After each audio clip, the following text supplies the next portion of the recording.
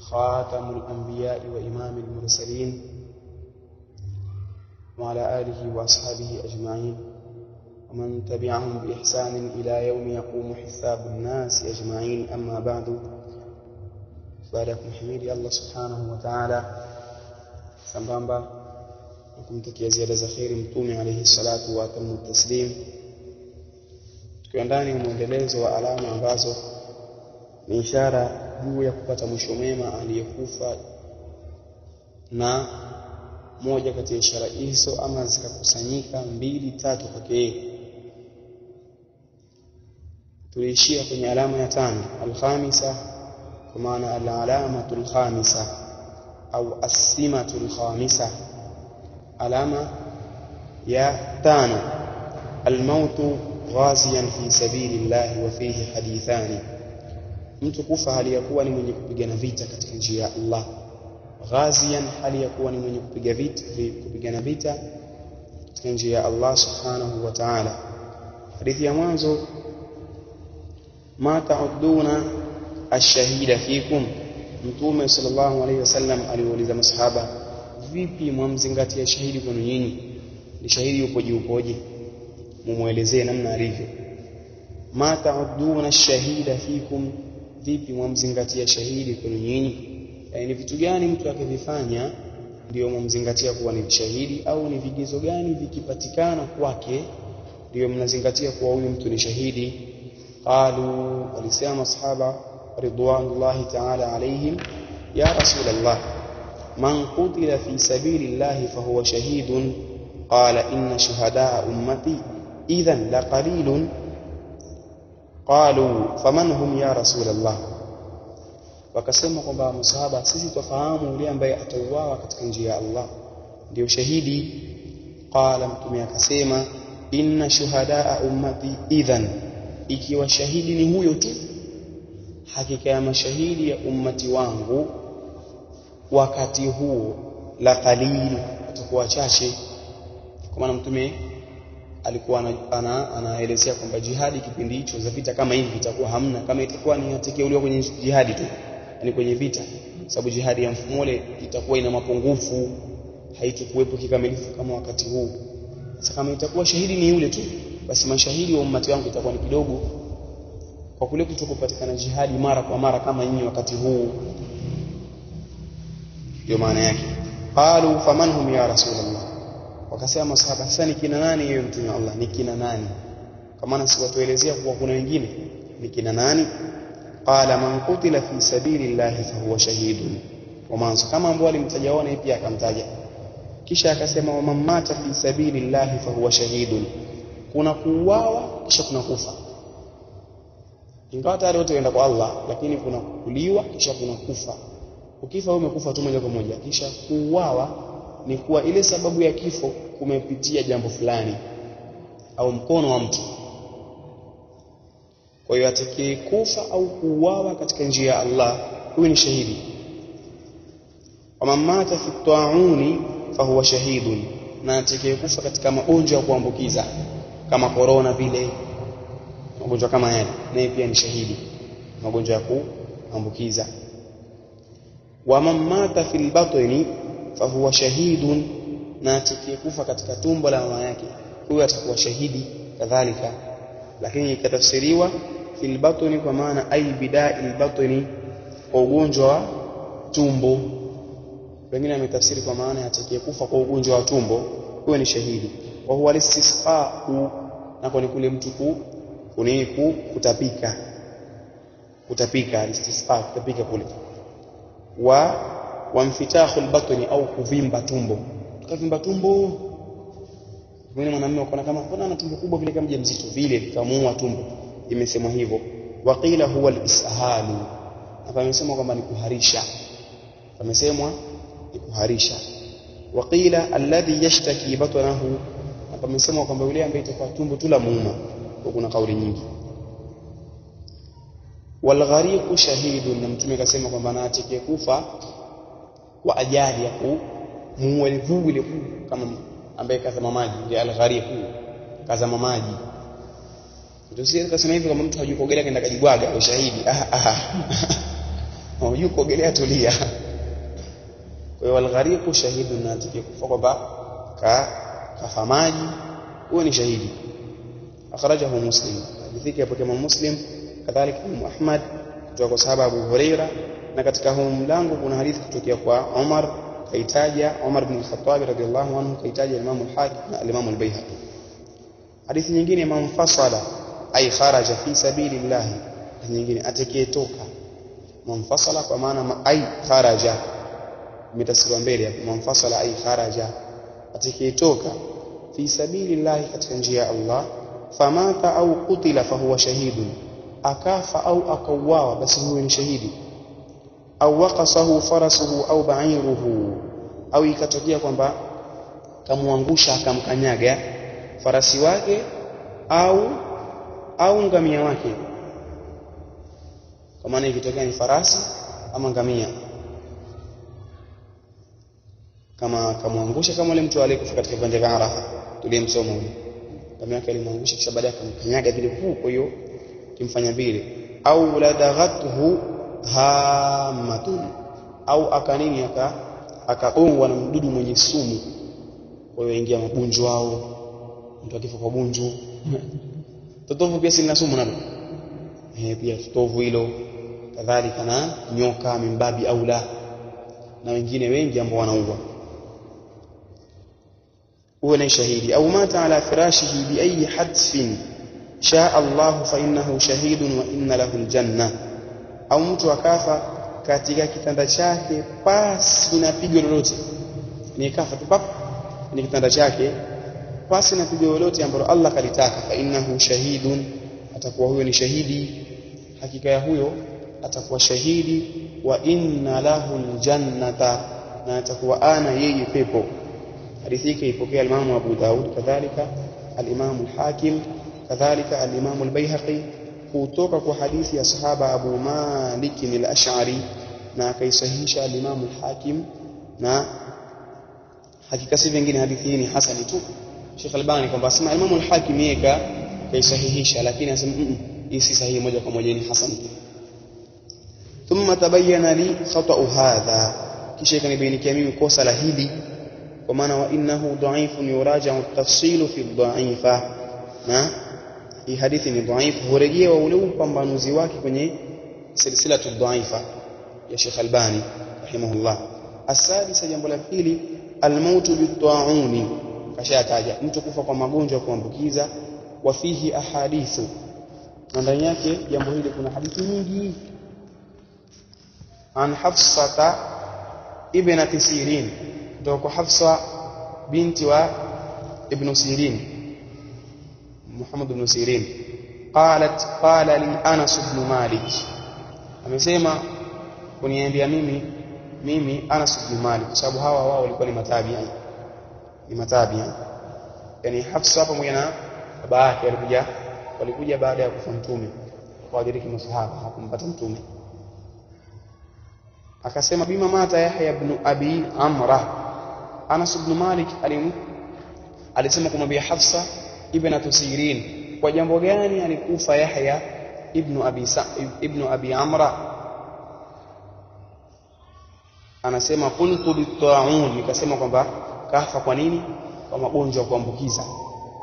Faqala, akasema Anas ibn Malik, qala Rasulullah sallallahu alaihi wasallam, at-ta'un shahadatun li kulli muslimin, magonjwa ya kuambukiza ni ushahidi kwa kila Muislamu, ni shahada kwake yeye, kwa maana atakufa shahidi kwa hilo la kufa yeye kwa magonjwa na maradhi ya kuambukiza.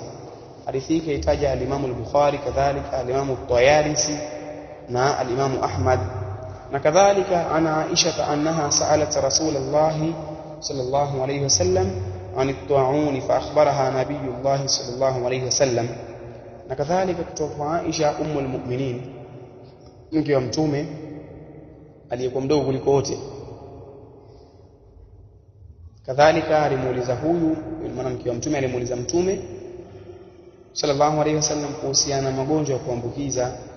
Mtume akampa habari kwamba innahu kana adhaban yab'athuhu Allahu ala man yasha'u, mwanzo ilikuwa magonjwa ya kuambukiza ni adhabu Allah huitumiliza kwa anayemtaka adhabu hiyo.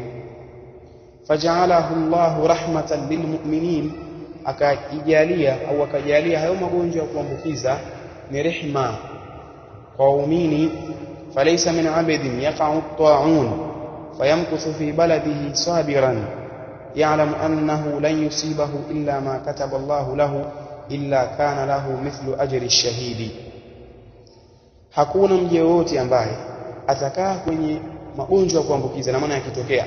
Ndio maana hivi katika mafundisho ambayo ametajwa kwamba haitakiwi mtu kitokea maradhi kama vile akimbie, haitakiwi. Wameakisia kwamba ni sawa sawa na atawalli yawm az-zahf. Mmoja amefanya kiasi na hilo, maana hatakiwi mtu akimbie. Sasa atakayebakia kwenye magonjwa ya kuambukiza kwenye mji wake, fayamkuthu fi falaysa min 'abdin, hakuna mja yoyote yaqa'u fi at-ta'un, atakayekaa kwenye at-ta'un, kwa maana au mja yoyote ambaye kutatokea magonjwa ya kuambukiza, hakuna mja yoyote ambaye kutatokea magonjwa ya kuambukiza, fayamkuthu fi baladihi sabiran, au kusema fayamkutha fi baladihi sabiran, akakaa katika mji wake hali ya kuwa ni mwenye kusubiri, ya'lamu, tena akawa anajua, annahu lan yusibahu illa ma kataba Allahu lahu, kwamba halitomsibu yeye isipokuwa ile ambalo Allah kamwandikia yeye, illa kana lahu mithlu ajri ash-shahidi, isipokuwa atakuwa ana yeye malipo ya mfano wa shahidi, ana malipo yeye ya mfano wa mtu ambaye ni shahidi. Kaitia hadithi ya Imam al-Bukhari, kadhalika al-Imam al-Baihaqi, kadhalika na al-Imam Ahmad. Jambo jingine, yati ash-shuhada'u wal mutawaffawna bit-ta'un, watakuja wale mashahidi na waliofishwa kwa magonjwa ya kuambukiza. Fayaqulu ashabu at-ta'un, watasema wale watu walio nini, wale waliokufa kwa magonjwa ya kuambukiza, nahnu shuhada'u, sisi ni mashahidi. Fayuqalu, watasemwa, undhuru fa in kanat jarahukum ka jarahi ash-shuhada'i tasilu daman riha al-miski fahum shuhada'u fayajiduna kadhalika. Wataambiwa wao, tizameni majeraha yenu, tizameni majeraha yenu ni kama majeraha ya mashahidi ambao yanachirizika damu, yanachirizika damu harufu ya miski, yanachirizika damu harufu ya miski. Fahum shuhada'u, kwani wao ni mashahidi. Fayajidunahum kadhalika, watawakuta hapo hivyo hivyo. Kwa hiyo wale kufa na ugonjwa kuambukiza pia atakutana naye pia ana majeraha ambayo yananukia miski, kwa mfumo kama huo. Kaitaja hadithi hii al-Imam Ahmad, kadhalika na al-Imam at-Tabarani,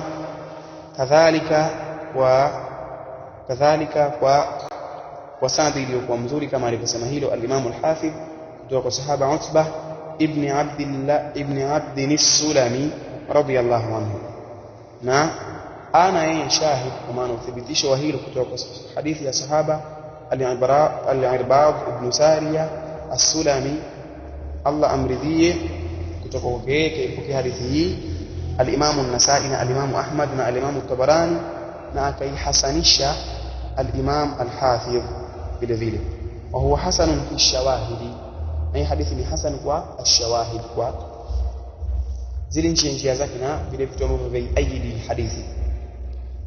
وفي الباب عن أبي هريرة وتقدم في الفقرة الخامسة الحديث الأول، وتأتي أيضا في الثامنة والتاسعة وعن عبادة ويأتي في العاشرة. Nasema na katika huu mlango kumetangulia kwenye kipengele cha 5 hadithi ya mwanzo, na itakuja hivyo hivyo kwenye kipengele cha 8 na cha 9 kutoka kwa sahaba Ubada ibn Samit, kadhalika na itakuja hii hadithi kwenye kipengele cha 10. Dalili ya 7, al-mautu bida'il batni, al-mautu bida'il batni, mtu kufa kwa magonjwa ya tumbo. Kwa mwenye tumbo kuna maradhi, kuna tofauti baina ya bidawai na dai. Dawa ni dawa, yarhamukallah, dawa ni dawa, lakini dau ina maana ya gonjwa. Kwa maana al-Imam Ibn al-Qayyim ana kitabu chake ad-da'u wad-dawa'u, kwa maana gonjwa na tiba yake, gonjwa na tiba yake, au maradhi na jambo la kutatua hayo maradhi. وفيه حديثان، nadhania jambo hili katika mlango huu au swala hili kuna hadithi mbili. Mtume kasema mamata fil batni, na atakayekufa kwa gonjwa la nini, la tumbo. Tumetafsiri kwa maana mbili, atakayekufa tumboni kwa ule mtoto au atakayekufa kwa gonjwa la tumbo, huyo ni shahidi. Hadithi hii kaipokea al-Imam Muslim na sikuwa yeye, na imetangulia kwa ukamilifu wake kwenye kipengele cha 5.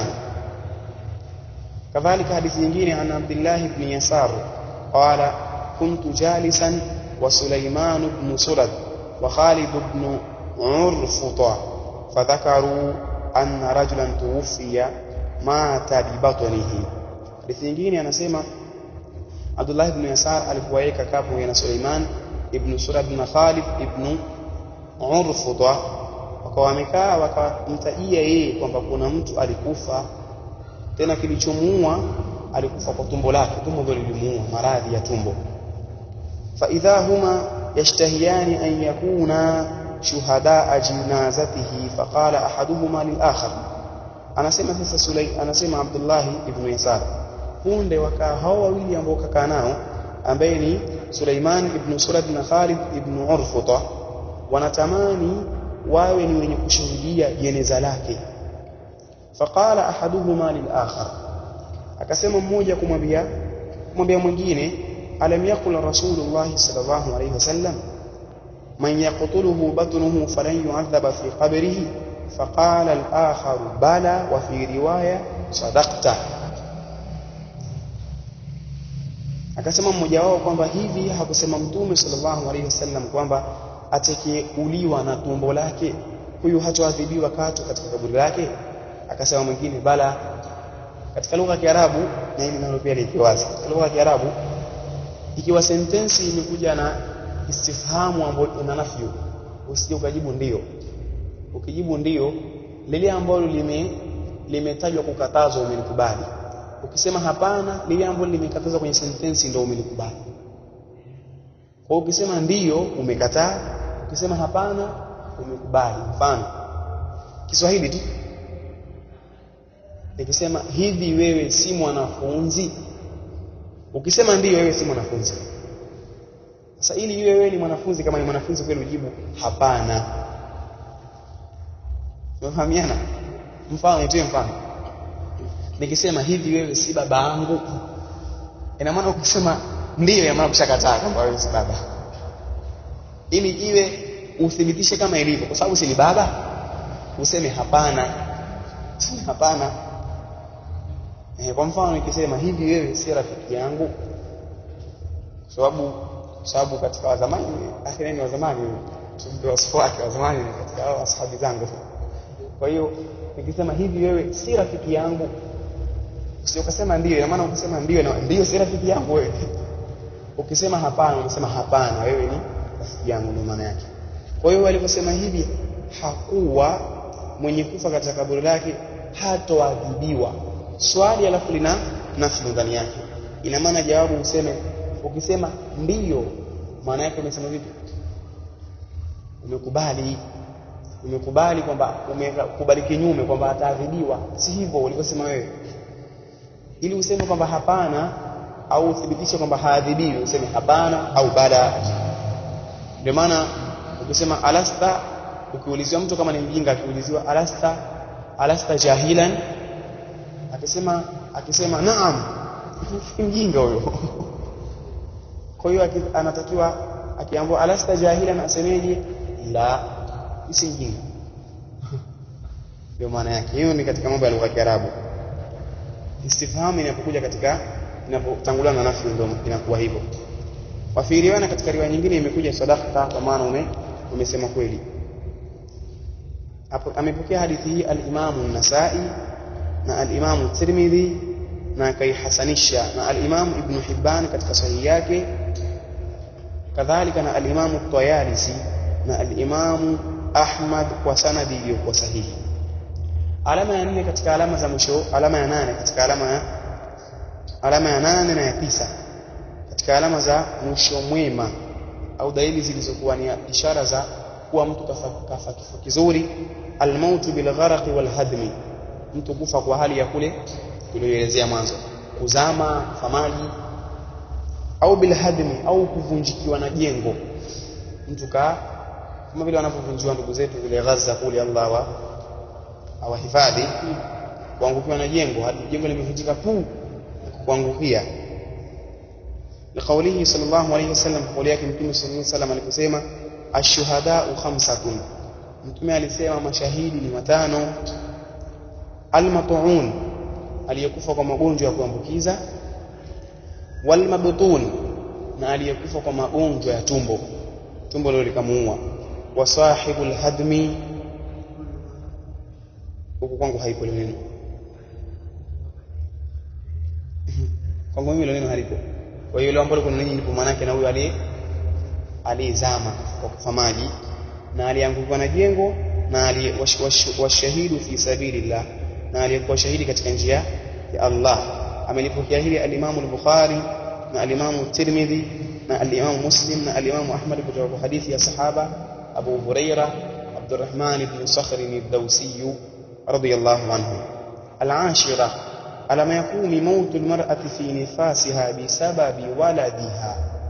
Alama yakumi ni kufa mwanamke kwenye damu yake ya uzazi kwa sababu ya yule mtoto anemzaa, kwa sababu yule mtoto ambaye anamzaa.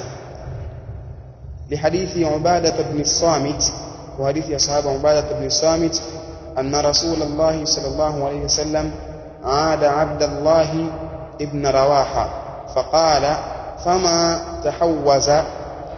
تحوز له عن فراشه. ومعنى حديث nyingine kwamba Mtume sallallahu alayhi wasallam alikwenda kumtembelea Abdullah ibn Rawaha, akasema kwamba hakumuelekea. Tahawaza ay tanaha, atanaha ni vile mtu kumsogelea karibu vile. Ukasema kwa sababu tanaha ilayya, maana sogea upande wangu. Faqala, akasema atadri man shuhada'u ummati, Mtume akamwambia Abdullah ibn Rawaha, je, wawajua mashahidi wa ummati wangu? Kwa maana waliokufa wakifa hali ya kuwa hawa ni shuhada'u ummati, unawajua?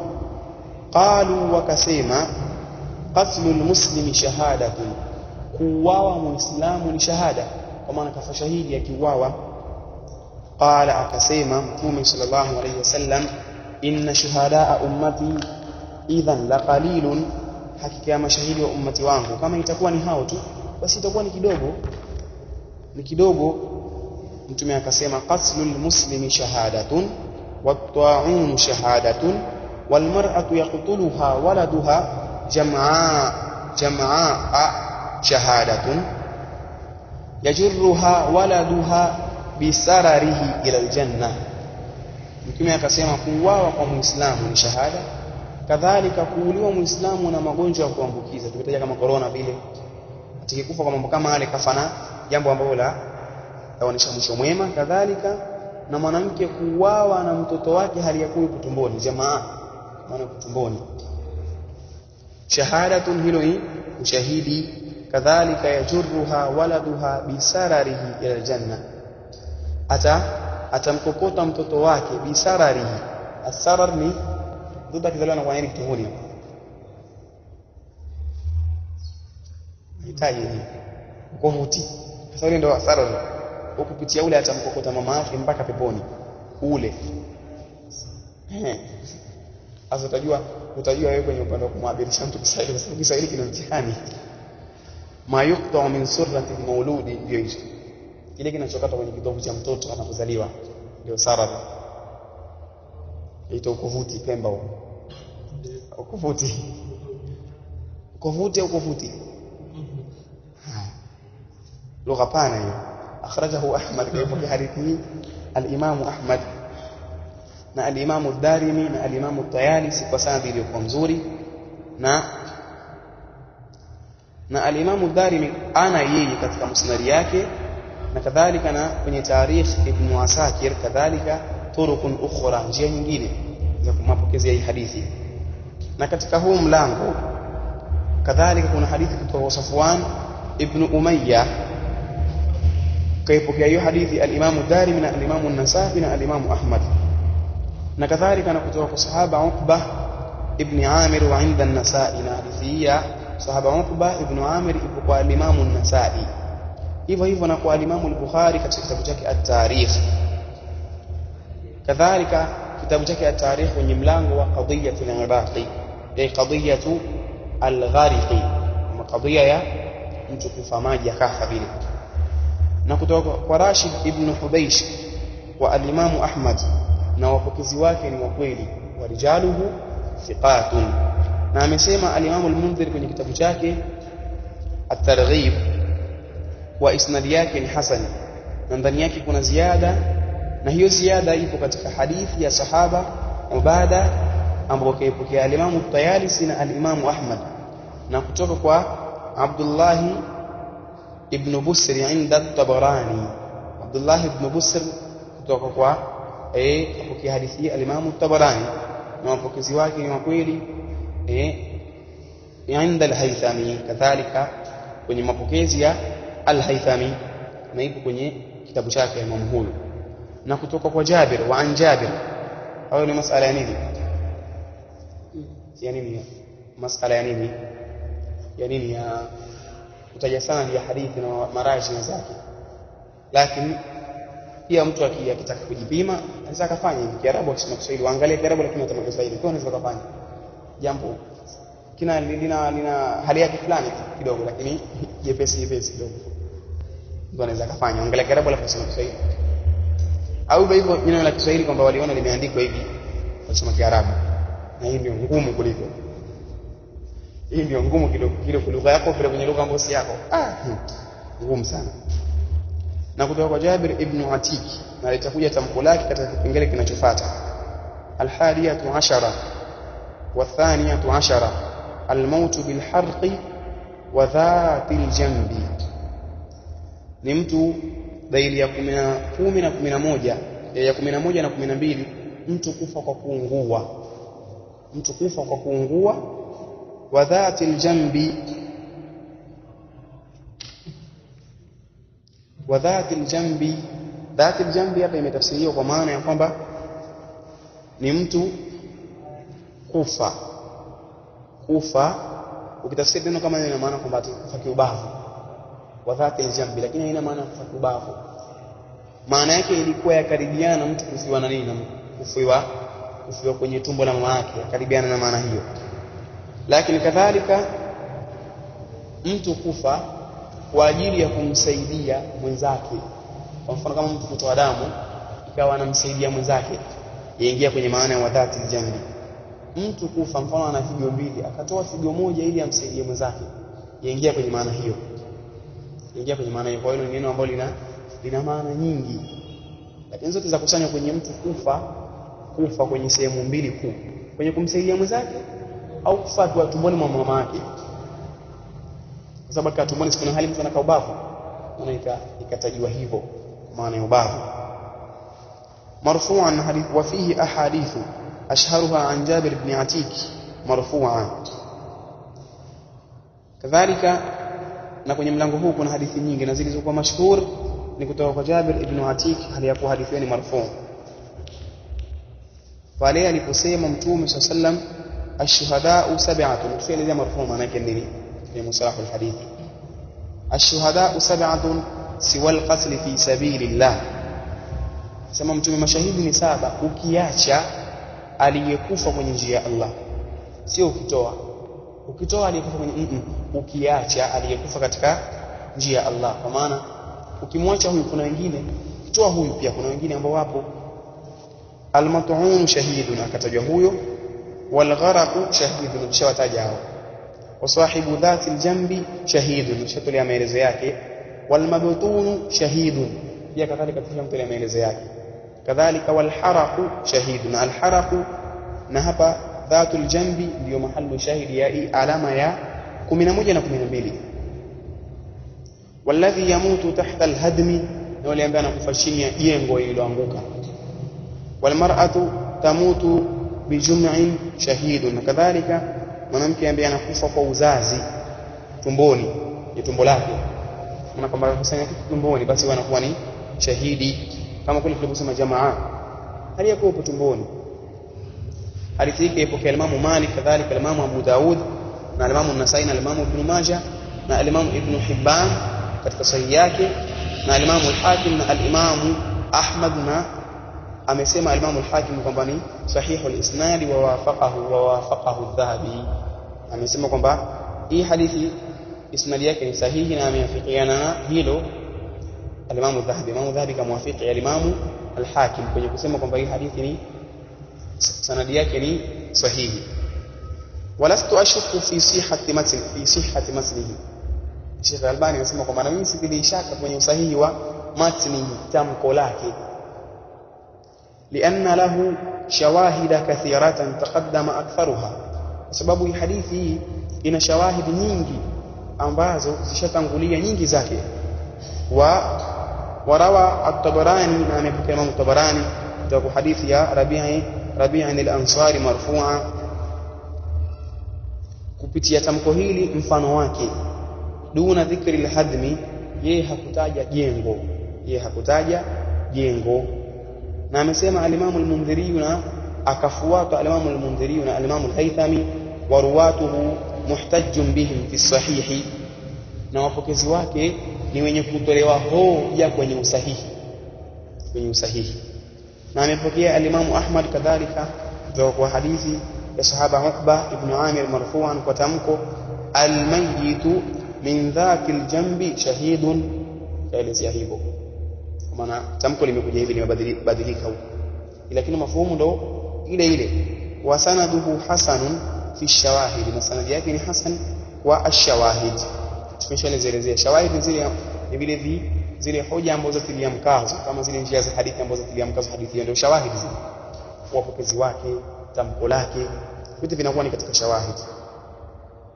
وقد جاءت هذه الجملة في بطن في بعض طرق حديث أبي هريرة المتقدم في الخامسة، ما imekuja kiujumla katika baadhi ya njia za hadithi, katika baadhi ya hadithi, au imekuja sentence hii, hadhihi aljumla imekuja sentence hii katika baadhi ya njia za hadithi ya Abu Huraira iliyotangulia katika kipengele cha 5. Amepokea Imam Ahmad kadhalika, na ndani yake kuna Muhammad ibn Ishaq, na huyu anafanya tadlis. Kuna tadlis kwenye sanadi na kuna tadlis kwenye tamko la hadithi. Tadlis kwenye sanadi inakuwa mathalan, kuna tadlisu shuyukhi ndio kwenye sanadi, ndio tadlisu shuyukhi. Mfano mtu kapokea hadithi, mfano umepokea hadithi kwa huyu, alafu huyu kapokea kwa huyu, lakini huyu ukoona huyu nikimtaja, mfano huyu ni dhaif, si thiqa, ukoona mimi nikimtaja tu huyu, ya hadithi yangu riwaya yake itatiwa udhaifu, ukasema nimepokea kwa huyu, ukamruka huyu. Hii ni tadlis. Na tadlis kwenye tamko la hadithi ni kuwa mathalan tamko limekuja hivi moja kwa moja, wewe ukalichukua tamko hili ukatamka kimaana nyingine, au kadhalika ukirudi kwenye tadlisi ya shuyukh. Mfano inawezekana kwamba huyu ana majina mengi, mfano ana majina chungu mzima, ukataja jina lake ambalo yeye halifahamiki, pia tadlisi. Jina ambalo halifahamiki, mfano aitwa Mwajuga, huko Mwajuga, sitamjua kwenye Al-Salim, tumjua kwa jina hilo, ukataja hilo Mwajuga, tayari pokezi mpya, jamaa pokea kwa wengi sana sasa hivi tadlisi. Sasa huyu ana huu mtindo wa kuwa mudallisun.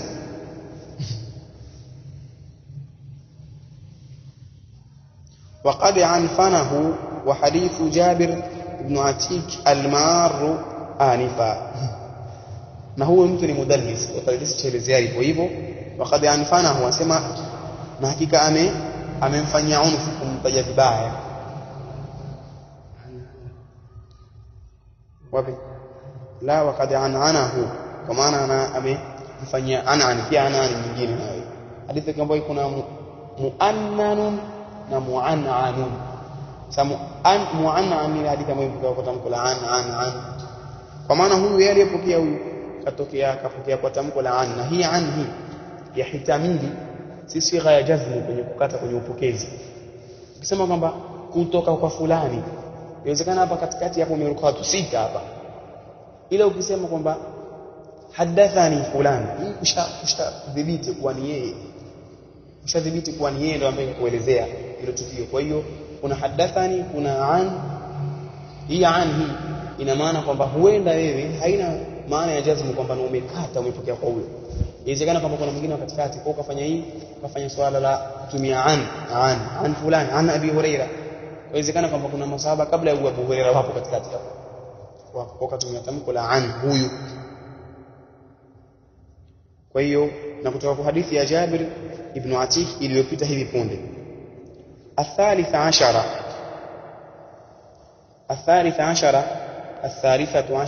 دليل ya 13 الموت بداء السل لقوله صلى الله عليه وسلم الموت بداء السل, mtu kufa kwa maradhi. Na haya ni maradhi ambayo Kiswahili ukiyatafuta hizo utafuta shida. Kuna maradhi ambayo yaathiri sehemu nyingine hayaathiri. Kuna baadhi ya mambo mtume alikuwa anayatamka kwa maana maradhi haya ni hivi au jambo hili hukumu yake ni hivi, kala patikana kwenye mji fulani tu, ila tu akataja hukumu yake. Kwa ni nau'un min al-maradhi, aina katika aina za maradhi.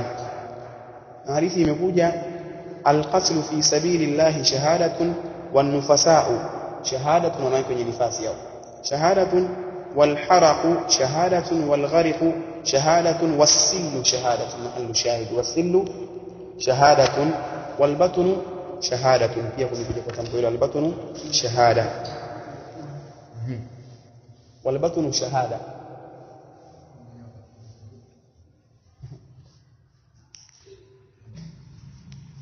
Kasema hilo katika kitabu Majma'u Zawaid. Kadhalika amepokea hivyo hivyo al-Imam at-Tabarani katika Mu'jam al-Awsat kutoka kwa Salman, na ndani yake kuna Mandharu ibn Ali wa fihi kalamu kathir, na huyu kasemewa maneno mengi. Kwamba fihi kalamu ina maana kasemo, kajeruhiwa katika ruwati. Wa qad wuthiqa, kasemo lakini kafanywa kwamba ni mkweli, kasemo lakini kafanywa kwamba ni mkweli. Qultu lakini yashhadu lahu hadithu Rashid, nimesema hivi na nasema hivi, lakini yashuhudiwa hii hadithi yatolewa ushahidi na hadithi ya Rashid ibn Hubaysh ambayo imetangulia ishara yake hivi punde katika kipengele cha 10, na imezidi kwenye tamko na amezidisha ndani yake Imam Ahmad katika riwaya ya neno as-silli. Hilo as-sillu limezidisha. Wa rijaluhu muwaththaqun wa hasanahu al-Mundhiri kama sabaqa, na rijalu wake ni muwaththaqun kwa maana ni wenye kuaminiwa, ni wa kweli, na amefanya ni hasani hadithi ya Imam al-Mundhiri kama ilivyotangulia. Walahu shahidun akhar, na ina shahidi nyingine katika kitabu Majma'u Zawaid kutoka kwa hadithi ya sahaba Ubada ibn Samit, na shahidi shuhuda nyingine au shahada nyingine ya tatu juu ya kuonesha usahihi wa hadithi hii ni hadithi ya Aisha kutoka kwa inda Abi Nuaim, kwa upokezi wa al-Imam Abu Nuaim katika akhbaru Asbahani. Ar-rabi'atu 'ashara, alama ya 14 الموت في سبيل الدفاع عن المال المراد غصبه, mtu kufa katika kutetea mali ambayo yakusudiwa kuporwa. Kwa maana sasa kusema kufa mtu mbaroba au kufa huku waporwa, sababu wajanja wengi wafihi ahadithu, na kuna hadithi nyingi katika hizo. manquti ila duna malihi, wa fi riwaya man urida maluhu bighairi haqqin faqatala faqutila fahuwa shahidun. Hadithi nyingine imekuja tamko kwamba atakaye uawa duna malihi, akiwa atetea mali yake. Katika riwaya imekuja itakayetakwa mali yake pasi na haki, akapigana kisha akauawa, huyu ni shahidi. Amepokea hadithi hii al-Imam al-Bukhari, kadhalika al-Imam Muslim na al-Imam Abu Daud na al-Imam an-Nasa'i na al-Imam at-Tirmidhi, na akisahihisha al-Imam Ibn Majah na Imam Ahmad, na wote hao ni kwa riwaya mbili au riwaya ile ya pili, isipokuwa al-Imam al-Bukhari na al-Imam Muslim, kwa sababu hao ni kwa ile riwaya ya mwanzo, na hiyo ni riwaya ya al-Imam an-Nasa'i na al-Imam at-Tirmidhi na al-Imam Ahmad, na wote hao wamepokea kwa sahaba Abdullah ibn Amr, isipokuwa al-Imam Ibn Majah yeye kapokea kwa sahaba Abdullah ibn Umar. Na katika huu mlango kutoka kwa hadithi, katika huu mlango kuna hadithi ambayo yatoka kwa sahaba Sa'id ibn Zaid na itakuja kwenye kipengele cha 15 kutoka kwa Abu Hurairah radhiyallahu anhu amesema jaa rajulun ila rasulillahi sallallahu alayhi wasallam faqala ya rasulullah.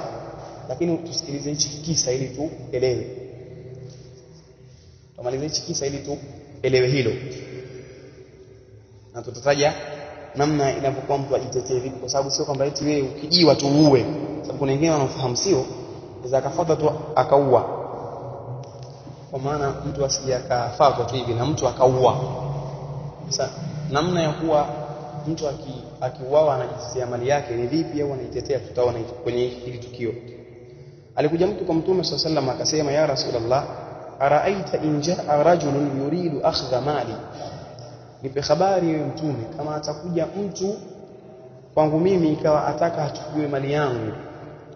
Qala fala tu'tihi malak, Mtume akamwambia usimpe mali yako, usimpe mali yako.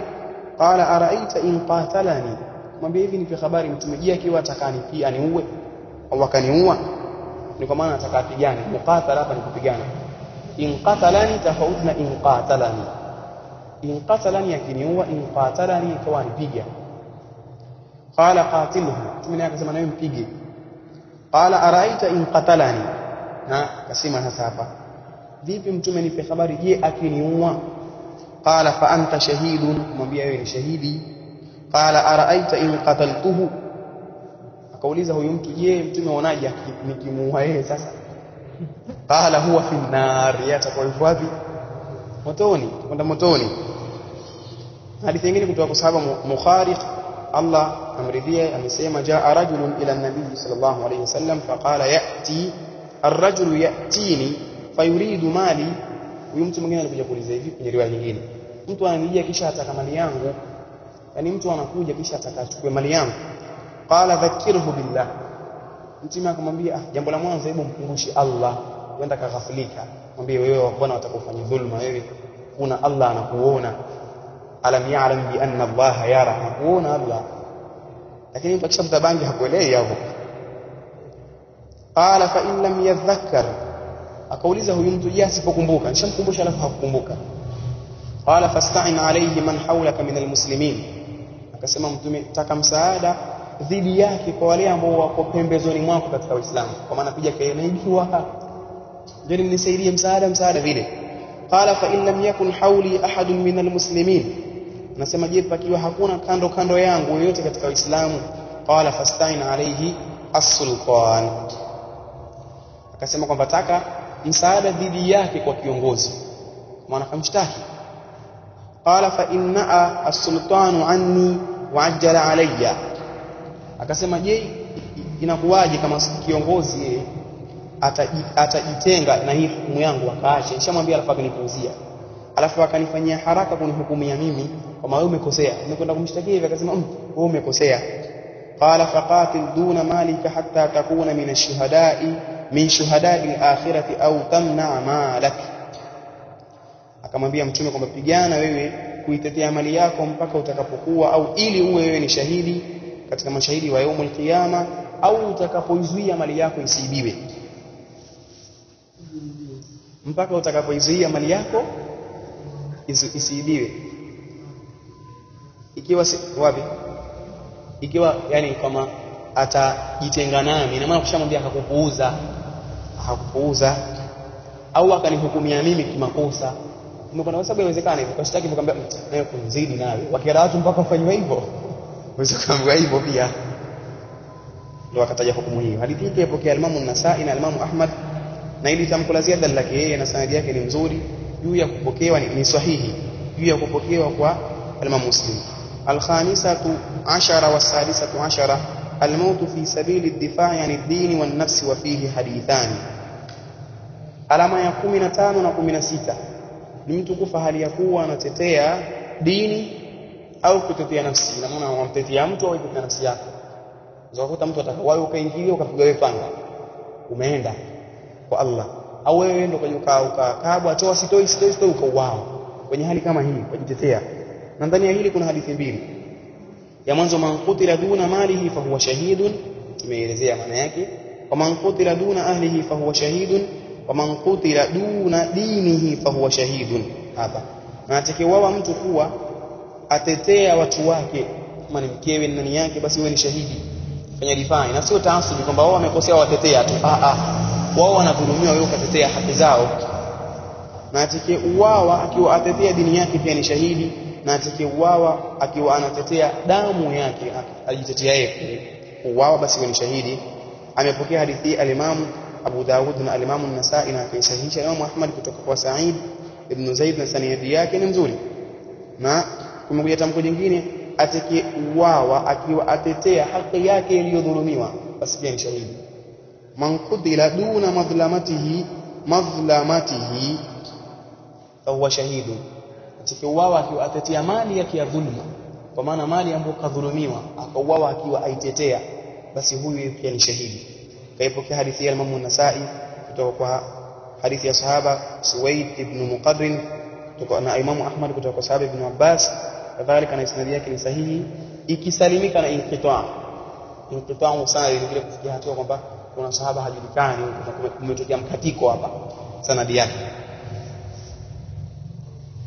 baina Sa'd ibn Ibrahim na ibn Abdurrahman ibn Auf na ibn Abbas.